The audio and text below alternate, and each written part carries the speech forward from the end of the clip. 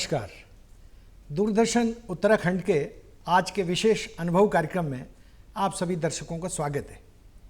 दूरदर्शन उत्तराखंड की ये कोशिश रही है कि हम समाज में ऐसी शख्सियतों को जनता के सामने ला सकें जिनका जीवन बहुत संघर्षपूर्ण रहा है और संघर्षपूर्ण की उस गाथा का जन सामान्य के लिए वो कितना प्रेरक हो सकता है वो व्यक्तित्व, इसके माध्यम से हम दर्शकों के सामने आज जिस शख्सियत को लेकर उपस्थित हैं उनका नाम है डॉक्टर इंद्र सिंह पाल।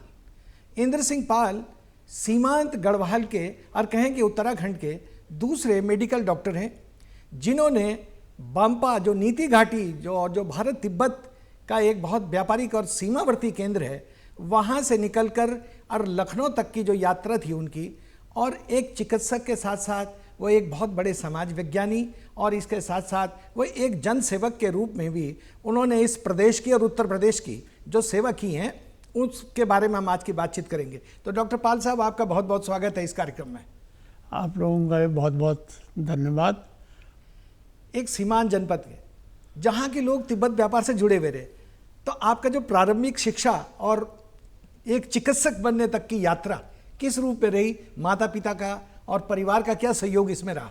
ऐसा है कि जैसे आपने कहा कि हमारा बुजुर्गों का जो व्यवसाय था मुख्य तिब्बत बार्टर था जी, और जिसकी वजह से उनका आजीविका का साधन था, परिवार का लालन पालन भी इसी पर होता था जी।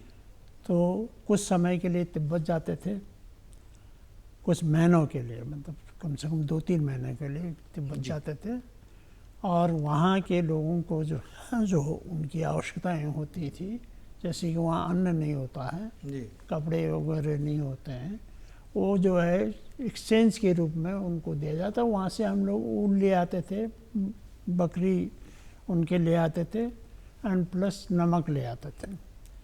तो उन्हीं को जो है हम लोग अपने भारत में आकर के अन्य लोगों के लिए भी, जो मैंने यहाँ वो लोग रॉक साल्ट खाते थे, मतलब वो साल्ट खाते थे और जिसको कि सामर कहते हैं, नमक जी जी, हाँ, वहाँ रॉक साल्ट जो है मिल जाता था। फिर पहाड़ों में लोगों ने देखा है कि आम लोग जो है, औरतें जो हैं पखली बनते थे जी, तो उन पखली के लिए ऊन मिल जाता था जी, काला ऊन मिल जाता था। तो उसी तरह से बार्टरिंग सिस्टम यहाँ भी होता था, उसके बदले अनाज मिल गया या तो कुछ पैसा मिल गया, तो इस तरह से आजीविका चलता रहता था।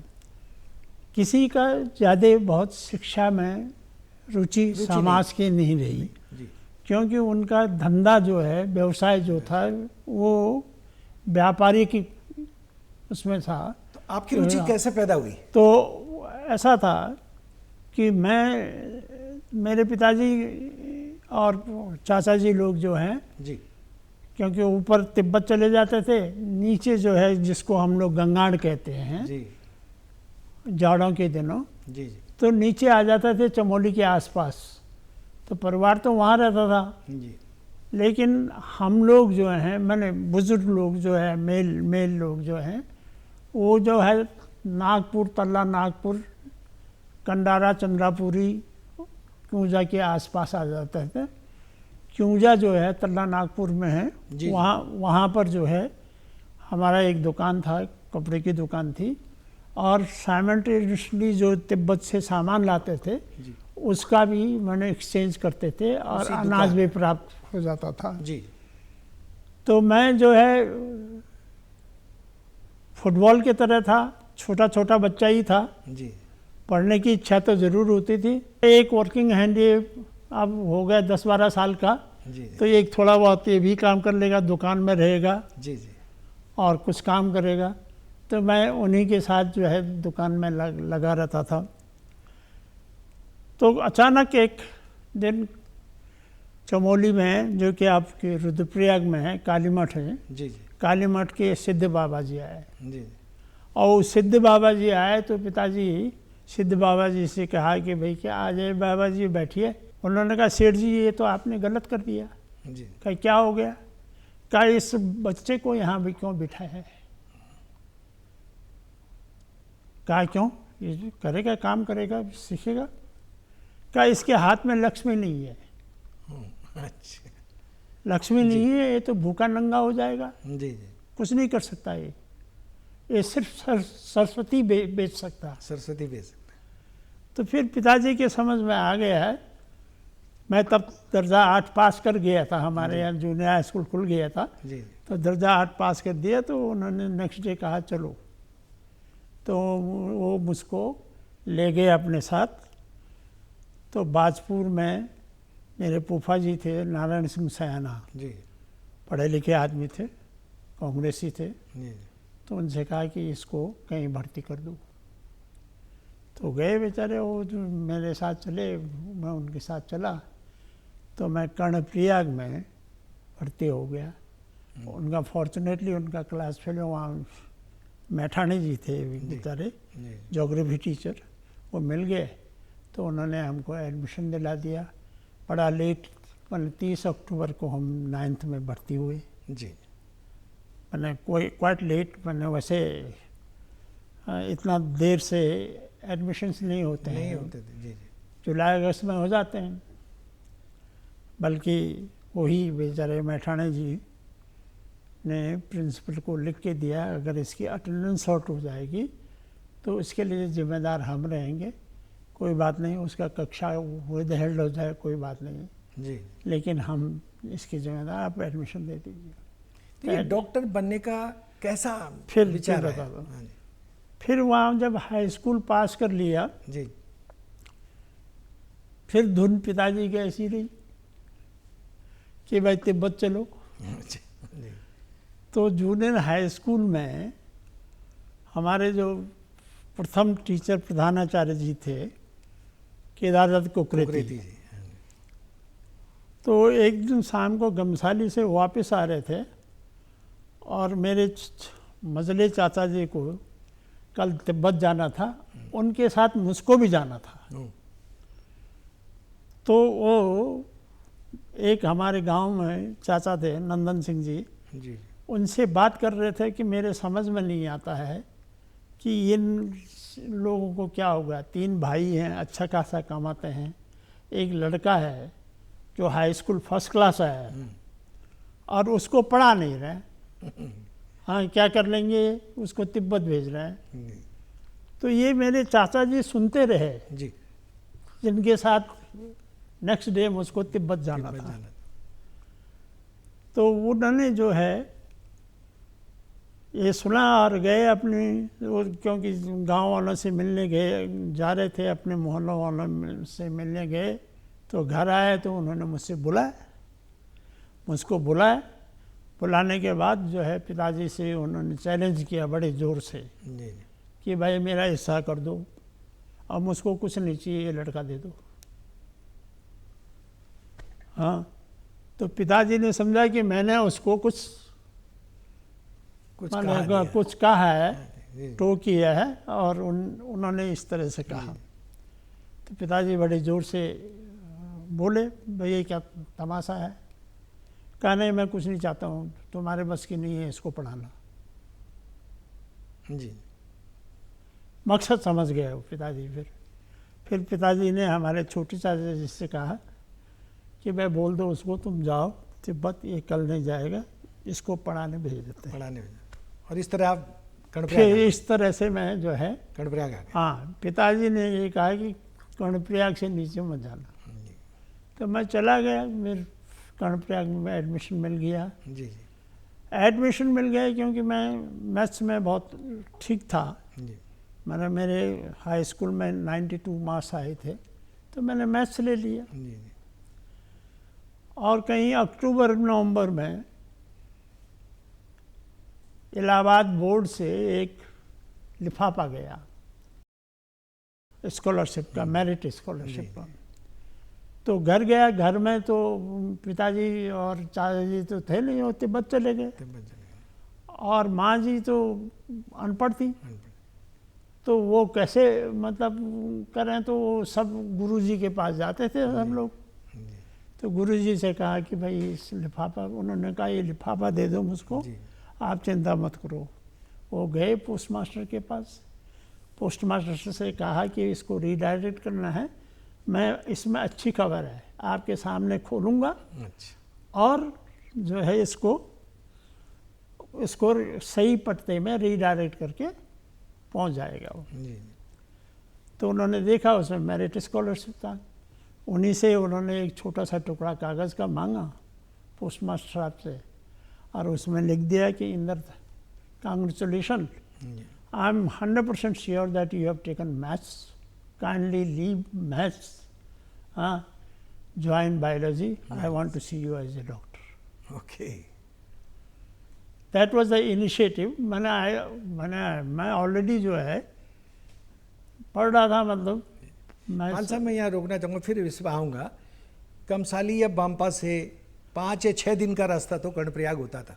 हाँ, इसके बाद आप इंटर करने के बाद लखनऊ गए, वहाँ आपने MBBS उसकी तैयारी की, CPMT की, और वहाँ निकले। अच्छा, उसके बाद मैं बता दो, कहानी कुछ अजीब सी है जी जी। कि CPMT का जब डॉक्टर बनने का वो कर लिया तो एक हमारे जिस बुआ जी के, मैंने फूफा जी की मैं बात कर रहा था, उनके भाई थे नंदन सिंह सयाना साहब, जी जी जी। वो M.Com कर चुके थे। तो उन्होंने मुझसे कहा कि भांजा जो है तो आप जो है PMT का फॉर्म भरो, आप डॉक्टर बनो। तो मैं PMT का फॉर्म लेकर के, उस समय फॉर्म में ही डोमिसाइल चाहिए था। हाँ, जो डोमिसाइल। फॉर्म की भाषा में डोमिसाइल चाहिए था। तो मैं डोमिसाइल लेकर के लिए जो है चमोली DM के पास गया। चमोली, तब अपर चमोली में DM साहब रहते थे, पहला DM थे SP बाटल साहब। हाँ। तो मैं उनके घर में गया तो वेट किया। ज़्यादा देर बाद एक बहुत लहिम सहिम, मैंने वेल सूटेड क्या था, मैंने हाफ पैंट पहना था वाइट और जर्सी वाइट, आए क्या कैसे आए।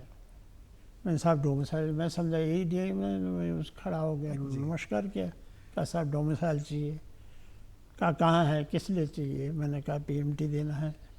मैंने फॉर्म दिया उसको, उन्होंने कहा अभी बन जाएगा। 63 में आपने MBBS में प्रवेश लिया, 62 में, 62 में, और 68 में आपकी शायद पोस्टिंग होती है मुंशियारी जी। उस यात्रा को भी जरा हमारे दर्शक जानना चाहेंगे। अब सीधे उसी पे बातचीत करते हैं जी। तो मैं जब आ गए तो MBBS कर लिया, करने के बाद जो है इंटर्नशिप कर लिया, फैजाबाद से इंटर्नशिप किया था जी जी।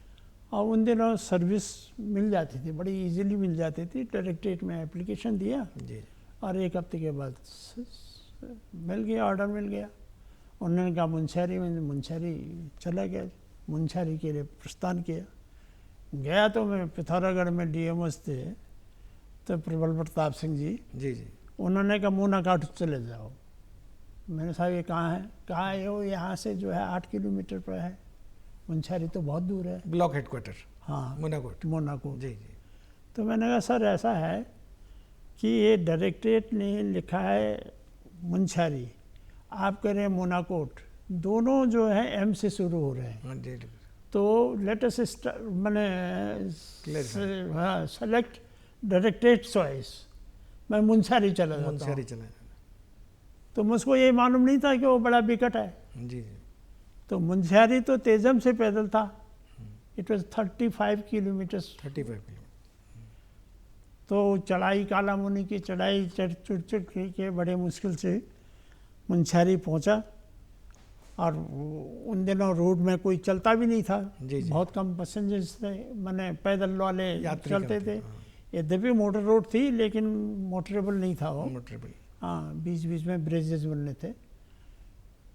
तो मैंने कहा बड़ा फंस गया मैं तो यहाँ, क्योंकि जब बिटली धार में पहुँचते हैं तो सामने जो है पंचाचौली दिखता है। मैंने कहा वहाँ तो कुछ भी नहीं दिख रहा, गाँव वाँव। शाम होने लग गया। खैर दौड़ते दौड़ते पहुँच गया। तो जब रास्ते में पहुँचा तो दिखा कि वेटनरी हॉस्पिटल, पशु चिकित्सालय मुंशियारी। तो एक आदमी मुझको पढ़ा लिखा जैसा मिल गया। तो उससे पूछा, मैंने कहा भाई ये पशु चिकित्सालय तो इधर है, आदमी चिकित्सालय किधर है जी। तो उन्होंने कहा थोड़ा सा नीचे चले जाइए। तो मैं सीढ़ी उतर के चल ही रहा था तो उसने कहा एक और फंसा। ये मैंने सुन लिया। अच्छा अच्छा। तो उन दिनों शायद लोग वहाँ जाना पसंद सीमांत कर नहीं करते होंगे। तो खैर मैं जा कर के चला गया, तो मेरा सामान चला गया था घोड़ों में। जी। हाँ, तो एक अटैची था, एक बिस्तर बंद था। तो उन दिनों ये भी बड़े ईमानदारी की जगह थी, मतलब लोगों ने कहा देवेंद्र सिंह धमसक्तू की दुकान में रखा होगा आपका वहाँ सामान। तो मैं गया तो मैंने देखा कि देवेंद्र सिंह धमसक्तू तो नहीं है, दुकान के बाहर मेरे अटैची और वो ज़रूर है, और दुकान खाली है, कोई नहीं है। मतलब कितने टाइम रहे वहाँ, फिर उसके बाद आगे की यात्रा जो तो सरकारी? मैं वो करीब मैं 3 साल वहाँ रहा हूँ जी। मैंने 68 में ज्वाइन किया जी। 6 अगस्त को, और मैं 70 जुलाई में तक रहा हुआ। आगे फिर कहाँ कहाँ पोस्टिंग होती रही, थोड़ा तो उसके बारे फिर में भी। जब मैं वहाँ से मैं आ गया हूँ डिस्ट्रिक्ट अस्पताल गोपेश्वर। जी। गोपेश्वर के बाद मैं चला गया उत्तरकाशी डिस्ट्रिक्ट अस्पताल में। फिर मैं उत्तरकाशी से प्रमोट होकर के डिप्टी सीएमओ पिथौरागढ़। जी। पिथौरागढ़ डिप्टी सीएमओ रहने के बाद में फिर से आ गया Pauri, superintendent district hospital Pauri. जी। सुपरिटेंडेंट पौड़ी जब आने के बाद मैंने 2 साल करीब वहाँ 1.5 साल 2 साल के करीब नौकरी की। जी। उसके बाद फिर उत्तरकाशी चला गया, उत्तरकाशी में सीएम हो गया। जी। फिर मैं चमोली आ गया सीएमओ। फिर चमोली से मैं ज्वाइंट डायरेक्टर पौड़ी हेडक्वार्टर में आ गया, रीजनल हेडक्वार्टर में। पौड़ी रहने के बाद जो है काफ़ी रहा, 6 साल चल रहा।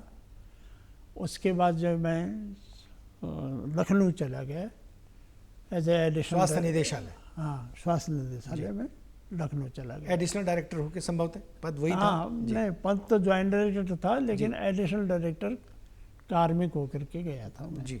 जी। फिर वहाँ पर कुछ दिनों के बाद रहने के बाद प्रमोट हो गया। जी। एडिशनल डायरेक्टर भी हो गए, डायरेक्टर भी हो गया। जी। 1-2 साल डायरेक्टरी भी की। जी। 1-1.5 साल फिर कुंभ किया जी। यहाँ पर 92 वाला कुंभ, हरिद्वार वाला। जी। जी। उसके बाद जो है 2-3 साल के बाद जो है डीजी हो गया। जी। जी। 97 में आप स्वास्थ्य महानिदेशक? मैं 97 में, हाँ, 97 में अप्रैल में जी। जी। मैं स्वास्थ्य महानिदेशालय में जी हो गया था। राज्य बनने के बाद जब आप इस राज्य में आए और आप इसके पहले महानिदेशक स्वास्थ्य भी हुए, कैसी चुनौतियां थी आपके सामने तब? ऐसा था कि मैं जब मुझसे कहा गया, मैं वहाँ काफ़ी सीनियर हो गया था। उत्तर प्रदेश में तो आप सीनियर हाँ, थे। जी। तो वहाँ 3 डीजी होते थे। जी। तो लोगों ने कहा क्यों जा रहे हो भाई, तुम तो मेन डीजी हो जाओगे। मैंने कहा यार जाने दो, घर के नज़दीक शायद कुछ कर जाए, वहाँ नया प्रदेश बन रहा है। जी। तो उससे पहले तो मैं आता रहता था, क्योंकि मेरे पास वही इलाका था और उसी का एडमिनिस्ट्रेशन था। जी। उसी की योजनाएं बनाता रहा। जी।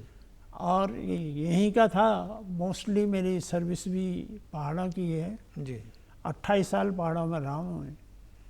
तो इसलिए जो है एक होम फीलिंग भी थी, होम सिकनेस भी थी, मतलब समझिए। जी। और ये सोचा जाता था शायद कि भाई कि हम जा कर के कुछ और बढ़िया कर पाएंगे। जी। तो जब यहाँ पर आया तो सब चुनौतियाँ थी, क्योंकि ऑफिस नहीं थे, लोगों के रहने का नहीं था। लेकिन मैं जब डायरेक्टरेट में था और एडिशनल डायरेक्टर भी जब रह चुका था, जी। तो तब मैंने यहाँ regional family welfare training centre बना दिया था। अच्छा। जी। जी। और जब मैं उत्तराखंड देख रहा था तो एक मैंने यहाँ रीजनल बनाया, एक हल्द्वानी में बनाया। जी। तो मुझको मालूम था कि मुझको दिक्कत नहीं होगी कि हमारे पास रीजनल फैमिली वेलफेयर सेंटर्स भी हैं। बिल्कुल। जी। तो मैं आकर के रीजनल वेलफेयर सेंटर में बैठ गया। जी। हाँ, उनका जो है एडमिनिस्ट्रेटिव सेटअप था उसमें मैं बैठ गया। और ट्रेनिंग सेंटर में हॉस्टल बहुत थे, जी। तो स्टाफ को जो आए थे या जो और जगह के ट्रांसफ़र किए तो उनको भी दिक्कत नहीं थी, मतलब उनको भी एडजस्ट कर दिया, क्योंकि ट्रेनिंग कुछ दिन तक अपहर्ट रही जब तक मतलब ये सब सेटअप बनता रहा। अच्छा, मुझे जो जानकारी है कि आपने ही रेड क्रॉस का भी यहाँ पे पहला इस्टेब्लिश किया था। हाँ, क्या कुछ कहानी है उसकी? उसकी कहानी कुछ ऐसा है कि मैं जब यहाँ 3-4 साल जो है डायरेक्टरेट में रहा एज ए डीजी, जी तो रेड क्रॉस के पत्र आते थे, जी क्योंकि वो एक auxiliary to the medical department ही था रेड क्रॉस। जी तो उसको मैं किसी को अपने एडिशनल डायरेक्टर वगैरह को, डायरेक्टरों को जो है एंडोर्स कर देता था। जी लेकिन जब मैं गवर्नमेंट में चला गया एज ए कंसल्टेंट, जी मैं रिटायरमेंट के बाद जो है गवर्नमेंट ऑफ उत्तराखंड में काफ़ी सालों तक कंसल्टेंट रहा, स्वास्थ्य सलाहकार के रूप में रहा। तो वहाँ भी मैंने देखा ये रेड क्रॉस का कुछ काम हम हो नहीं रहा है। जी तो सडनली जो है तब अच्छे लोग भी थे कुछ, मैंने रेड क्रॉस की एक मीटिंग हो रही थी मैनेजिंग कमेटी जी कि उनकी मैनेजिंग कमेटी बनी थी और उसमें को चेयर कर रहे थे उस समय जेसी पंत साहब, जी बड़े सीनियर आईएएस थे, मतलब अब भारत सरकार में भी नौकरी कर चुके थे और मेडिकल डिपार्टमेंट के हेल्थ सेक्रेटरी भी रह चुके थे गवर्नमेंट ऑफ इंडिया में। जी जी तो मैंने देखा कि वहाँ कलेक्टर वो डीजी साहब नहीं बैठे हैं, तो मैंने कहा कहाँ हैं डीजी साहब? तो कहा वो मीटिंग हो रही है रेड क्रॉस की, वहाँ बैठे हुए हैं, पंजी ले रहे। तो मैं गया तो वहाँ पंजी मीटिंग ले रहे थे और जैसे ही दरवाज़ा खोला तो उन्होंने कहा आओ आओ भाई, सचिव तो आ गया रेड क्रॉस का। जी जी मैंने कहा सर क्या हो गया? कहा नहीं you take over as a secretary, honorary secretary. और वो इतने सीनियर थे और क्योंकि मैं जब डायरेक्टर जनरल भी था जी जी तब भी वो आते थे भारत सरकार से और तब भी उनके सानिध्य प्राप्त हुआ था। जी जी तो इसलिए मना नहीं किया, तो इसलिए मैंने जो है रेड क्रॉस ज्वाइन कर ली। उत्तर प्रदेश में और उत्तराखंड बनने के बाद स्वास्थ्य सेवाएं आज भी लोग बड़ी चुनौती कहते हैं, इसके पीछे क्या कारण समझते हैं? असल में ऐसा है कि एक तो जोग्राफिकल कंडीशंस ऐसी हैं जिसमें ह्यूमन रिसोर्स को हमेशा रखना, अवेलेबल कराना एक कठिन चुनौती है। जी जब से उत्तराखंड बना है यहाँ इंफ्रास्ट्रक्चर डेवलपमेंट बहुत हुआ है, जी ह्यूमन रिसोर्स भी पैदा किए गए। जहाँ तक सवाल है कि मेडिकल में विकास बहुत हुआ है, एक्सटेंशन बहुत हुआ है, जी स्कोपें बहुत हुई। जब हम एज ए डॉक्टर थे जी तब तो हम समझते थे कि डॉक्टरी मिल गया तो बहुत हो गया, फार्मासिस्ट्री मिल गया तो बहुत हो गया। बहुत आज लोगों की अपेक्षाएं वो नहीं है और आज सब लोग इतना मतलब अवेयर है कि उसका मैंने उसको मालूम है कि छींक आ रही है तो भाई मुझको जो है कॉमन कोल्ड हो गया है, अब मुझको ईएनटी सर्जन चाहिए। बिल्कुल मैंने स्पेशलाइजेशन स्पेशलाइजेशन वाला चाहिए। और उन दिनों जो है फार्मासिस्ट ही स्पेशलाइज था या डॉक्टर प्लेन एमबीबीएस ही था। हम भी थे, हम भी प्लेन एमबीबीएस थे। जब किसी बर्थ प्रसव पीड़ा में माँ की जान और बच्चे की जान खतरे में हो तो सीजर कर लेते थे इमरजेंसी में। हर को नहीं अटेम्प्ट करते थे, केवल जब जो है लाइफ इज थ्रेटनिंग कि let otherwise she will die. अच्छा पाल साहब, क्योंकि आपका सामाजिक जीवन भी बहुत रहा है और एक तरह मेडिकल रहा है, आप एक बहुत बड़ा बातचीत में पिछले दिनों को कई जगह आपने जिक्र भी किया कि मेडिसिन तो बाद में, पहले केयर है। वो क्या है, वो साइकिल क्या है स्वास्थ्य का? असल में थिंकिंग ये था कि हम बीमार न पड़े। दवाई तो तब चाहिए जब आप बीमार रहोगे। जी आप बीमार नहीं रहोगे तो उसके लिए आपको करना क्या है? तो इसलिए आपको प्रिवेंटिव मेडिसिन में जिससे बीमारी ना हो उस रोकथाम की बात करनी चाहिए। तो जैसे है कि मैंने आप हाइजीनिक बिहेवियर कीजिए, जी मैंने आप अपने स्वास्थ्य को स्वस्थ रहने के लिए जो है सच स्वच्छता की ख्याल कीजिए, शुद्ध पानी पीजिए। मैंने इस तरह की छोटी छोटी बातें हैं, लेकिन जो व्यवहार में आना चाहिए। जो मैं अपनी सफाई रखें, जी हाँ, नाखून को मैंने समय समय से काटते रहें, हाँ, ताकि नाखून ये के आज अंदर भी हो जो स्वास्थ्य के लिए प्राथमिक आवश्यकता है, हाँ, जरूरतें तो हैं, ताकि आप जो है बीमार न पड़े। बीमार न पड़े। और अगर आपने अपनी प्रॉपर खाना खाए, हाँ, अब आजकल जो है लोग काफ़ी फास्ट फूड खाते रहते हैं तो बीमार होते रहते हैं, बाद में पता चला कि कोलन का कैंसर हो गया साहब। तो ये जीवन शैली में जो बदलाव आया है, वो भी उसका एक बड़ा कारण है। कारण है नेचुरली। जी भाई एडवांसमेंट का एक सबसे दुष्परिणाम है खराब जी, कि उसके डिसएडवांटेज भी बहुत है, बहुत ज़्यादा है। जो कि इंडिविजुअल को उस इनडायरेक्टली इफेक्ट करता है, डायरेक्ट इफेक्ट नहीं होता है, और वो साला फ्यूचर में होता है effect। फ्यूचर में तो इसलिए जो है ये जो है इसका ख्याल किया जाना चाहिए कि आप स्वस्थ कैसे रह सकते हैं। तो पहले आप स्वस्थ रहें, हाँ, फिर आपका मैंने आदत सही होना चाहिए, सही होना चाहिए, फिर आपका मैंने व्यवहार सही होना चाहिए, थिंकिंग भी है इसमें। थिंकिंग आपकी सोच ठीक होनी चाहिए।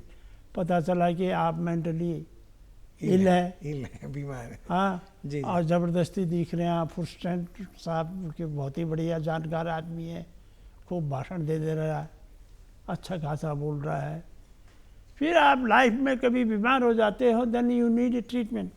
बिल्कुल बिल्कुल। अच्छा पाल साहब, आपका तो चूंकि मैंने कहा ना कि सामाजिक जीवन भी बहुत ज़्यादा रहा, जब इतनी सारी उपलब्धियां आपने एक सीमांत गांव से निकल हासिल की, जब पुराने दोस्त मिलते होंगे आप लोग, कैसा एक दूसरे को फील करते हैं, किस तरह से मिलते हैं आप उन लोगों से, या वो आपसे किस तरह से मिलते हैं? ऐसा है, सब अपने अपने अनुभव बताते हैं। जी कुछ लोगों ने काफ़ी ज्ञान अर्जित कर दिया एकेडमिक, जी तो एकेडमिक की बात करते हैं। जी कुछ लोग सोशल लाइफ में रहते हैं जी तो सोसाइटी की बात करते हैं। और मेरे ख्याल से कि आदमी तो सोशल है ही है, सोशल एनिमल है वो, सोसाइटी में रहना चाहिए इसको, हाँ, सोसाइटी की बात करनी चाहिए, हाँ, सोसाइटी के लिए करना भी चाहिए। पाल साहब, कभी कभी आप अपने वैवाहिक जीवन के बारे में भी बता देते, हमारे दूरदर्शन के दर्शकों बहुत संक्षिप्त में, क्योंकि ये चर्चा का समय भी समाप्त हो रहा है, बहुत संक्षेप में वो शादी का किस्सा जरूर शेयर करेंगे हमारे दर्शकों के साथ। हाँ हाँ, ऐसा है कि हमारे यहाँ तो बड़ी विचित्र गाथा थी हमारे ज़माने में। जी जी। तो आज से करीब 50-60 साल के पहले की बात है कि पता ही नहीं चलता था कि शादी होगी। जी जी। हाँ, वो तो माँ बापों के लिए जो है एक हेल्पिंग हैंड चाहिए, खेती के लिए एक डोमिसाइलरी हेल्पर के लिए चाहिए था उनको। जी। हाँ, अब उन दिनों तो भैया 2-4 गाय बैल किसी के कुछ माने गाजी कहते हैं ना, जानवर, पालतू जानवर रहते थे, उनके लिए घास भी चाहिए। जी। हम लोग तो कम से कम ऊपर नीचे जाते थे, घोड़े खच्चर होते थे, उनके भी के लिए घास चाहिए। तो घास काटने के लिए तो भाई माँ तो जाएगी नहीं, बहू चाहिए। बहू चाहिए। हाँ, अच्छा, फिर उन दिनों तो ऐसा था कि नहीं भाई घराट जो है, आज घर में घराट है, हाँ, घराट के लिए कौन जाएगा भाई, घराट के, हाँ, आटा पीसना है, गेहूँ पीसना है, सब गए। तो इन्हीं परिस्थितियों में आपकी शादी हुई? हाँ, इसी में जो है ये हुआ कि जब परिवार में पिताजी लोग जो अलग अलग चूल्हा बना लिए, जी जी, अभी संपत्ति का बंटवारा नहीं हुआ जी, केवल चूल्हा का बंटवारा। ये बड़ी बात आज के परिस्थितियों में, और वो आज तक है। जी जी। हमारी जो भी जमीन जायदाद है, मकान अकान है, वो किसी एक इंडिविजुअल के नाम पर नहीं है। ये बड़ी बात है पाल साहब। हाँ, और ये चूंकि चर्चा का भी समय समाप्त हो रहा है, मन जरूर कहता है कि बहुत सारे सवाल आपके साथ हैं। दूरदर्शन देहरादून की ओर से आपका बहुत बहुत धन्यवाद, आपका बहुत बहुत आभार।